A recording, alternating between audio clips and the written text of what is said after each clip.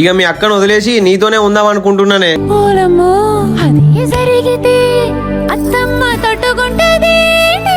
అసలు మా అవ్వకు చెప్తే కదా తెలిసేది. అంటే చెప్పవారా అత్తకు? ఒకవేళ నువ్వు చెప్పకుండా నేనే చెప్తా.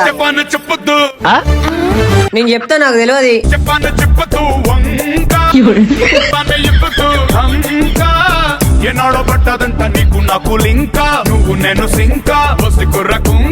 ఇప్పటికే మా అక్క కలిగింది. నేను చెప్పలేదనుకో మా ఇంట్లోకి రానియరు, నన్ను మీ ఇంట్లోకి రానియరు. నన్ను తీసుకుపోయి ఎక్కడనో వారెత్తారు. నువ్వేమన్నా ఉంటావా నా వెనుక?